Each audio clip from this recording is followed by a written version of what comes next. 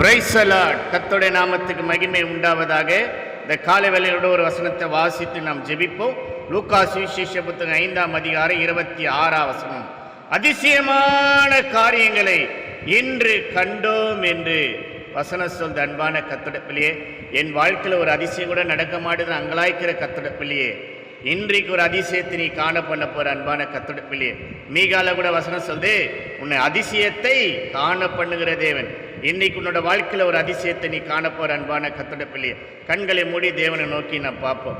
அன்பான பிதாவே, இந்த யூடியூபோட இணைந்து ஜெபிக்கிற ஒவ்வொருட வாழ்க்கையிலும் லூக்கா 5:26 படி ஆண்டவரே, அதிசயமான காரியங்களை இன்று கண்டோம் சொன்ன வார்த்தைப்படி ஆண்டவர் அவங்க கணவரோட வாழ்க்கையில், அவங்களோட மகளோட வாழ்க்கையில், மகனோட வாழ்க்கையில் ஆண்டவர், அவங்க பிஸ்னஸில் ஆண்டவர் போகிற காரியத்தில் ஒரு அதிசயமான காரியத்தை காண கத்தனி உதவி செய்ய வேண்டுமா நாங்கள் செபிக்கிற ஆண்டவரே.